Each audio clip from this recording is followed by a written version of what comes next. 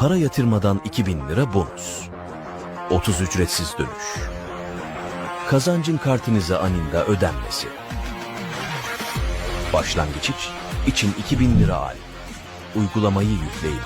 You can utilize this regardless of your bill, because it has a lot of things in it that you will run across almost independent of what brand you're putting together and how big or small the project is. Because if you can learn some of the things that we're going to do here, every project becomes easier and easier. The reason I picked this one is because it has terrible instructions. It's one sheet, it's not in the front and back, it's just the front, with no written instructions, just really average pictures. And when I say average, you're going to see what I mean in just a little bit.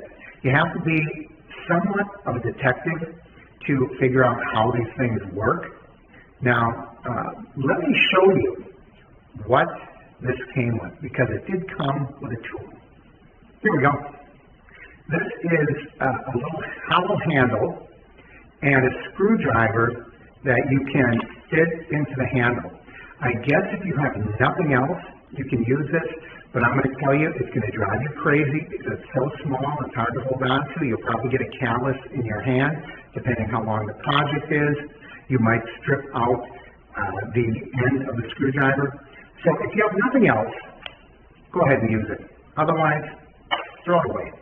And just fit yourself, it doesn't have to be a top of the line screwdriver, but a really nice screwdriver. You can see this is a Stanley. It's much nicer. It's so nice and big. The handle fits your hand really nice. It's a soft rubber. It's got a good contour. It has a slotted and a Phillips screwdriver. I'm going to use this because it's just going to make the job go so much more quickly, and I'm not going to get as fatigued on my hand, my forearm, and the palm of the hand won't get calloused. So let's get started. First thing you want to do is make sure that you have all of the parts. As we look at the parts list, it tells you how many you should have of each. For example, this first piece says one piece. How do you know out of all these pieces which one that is? This is where you have to become a little bit of a detective. For example, this particular piece has 2 holes in it. So I know that matches up with that part that has 2 holes. So go through the entire kit that you received and make sure everything is here, especially the hardware.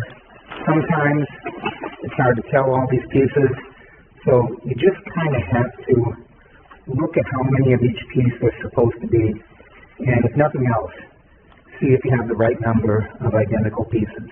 Be warned, when you're opening up the box, there's going to be little pieces of styrofoam everywhere. I've never had that not be the case.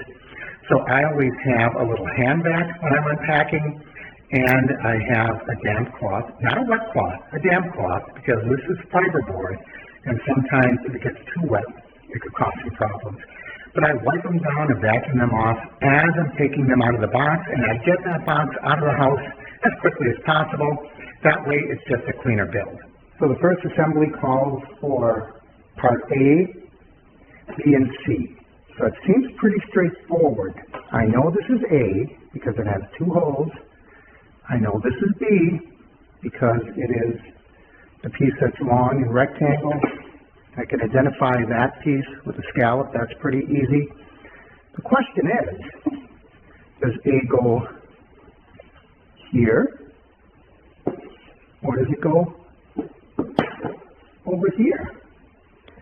You might think, well, it doesn't make a difference, but it does, because you see in the back there's a slot, and if we put this in wrong, everything's going to be backwards, and the instructions don't tell you where it should go. So what we have to do is go a few steps ahead, and what you can see in this picture is that we're sliding the back in place, which means the slot has to be below the plain rectangular piece, which is piece B.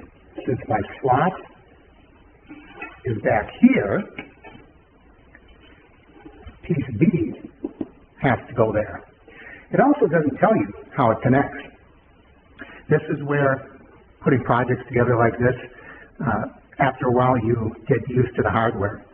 So what we're going to do is screw this into the slot piece, the base, and then this piece goes into that right there. And when they go together, that fits in. You give this a turn with the screwdriver, and it'll tighten them down. So there's a little piece of plastic there, and you want to take that off, cut it away, or take it away, because you want to make sure that this lies flat. So on that piece, you're going to see an arrow. Let me take it out. If I can get it out now. But that can spin around and round. Okay? And you want to make sure that the little arrow that's on there is pointing down. Otherwise, that hole won't line up. Put that on like that. And then we give that a turn. And now that's tight. That's all there is to it. Very common fastening device that you're going to find when you put these types of projects together. I'm going to do that same thing on this piece right here. Put that in. The arrow pointing down. You probably can't see that, but the arrow is pointing down. Little arrow on there.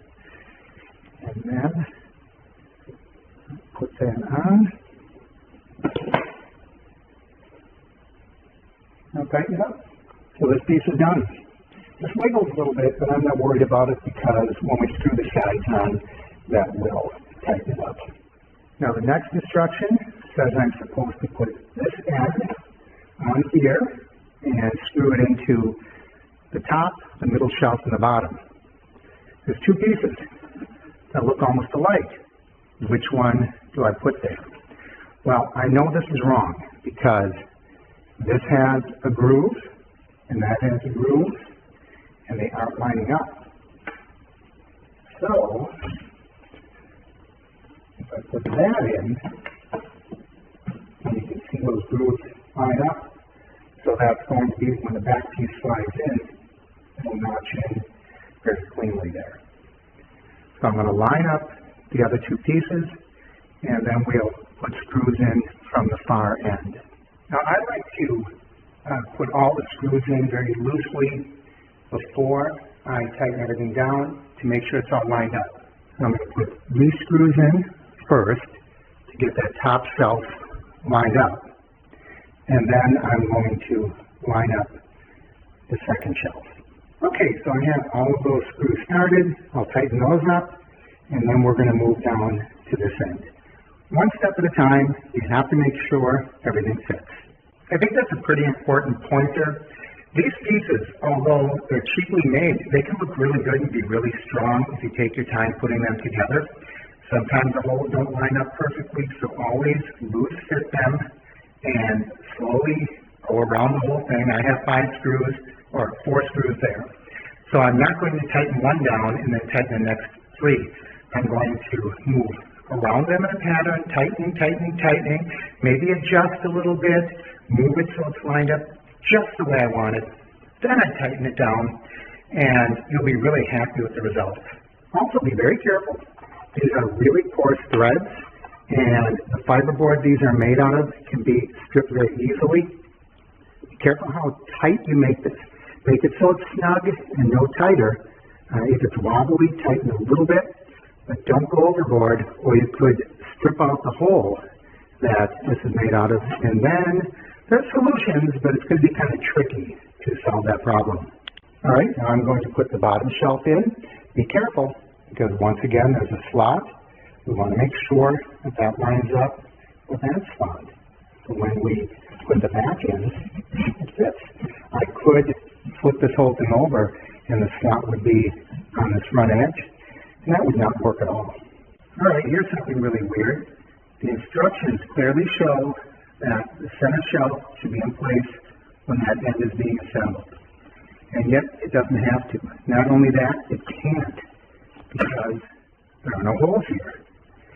This is an adjustable shelf, and it's used with these little gadgets.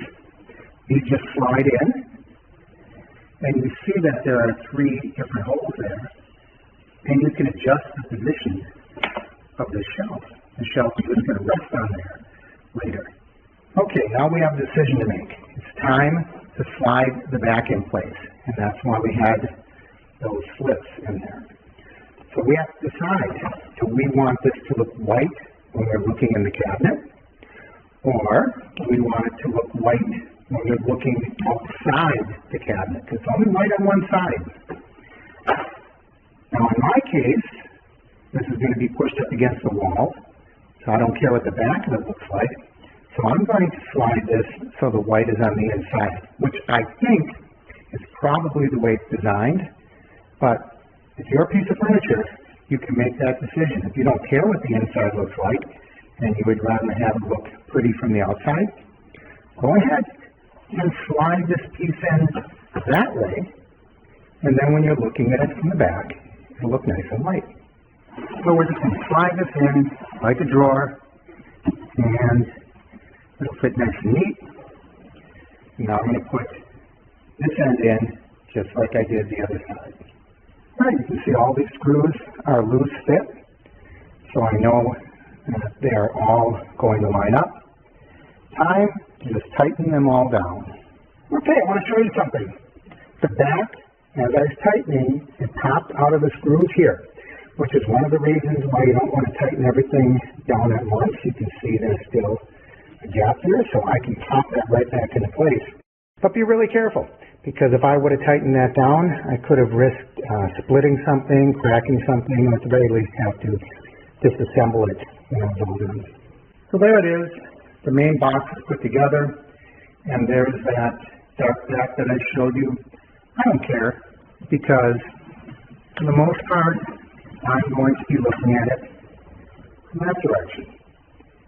And I want that to look nice and clean and bright. You know, look at the inside. So now it's time to put on the doors. They don't really explain how,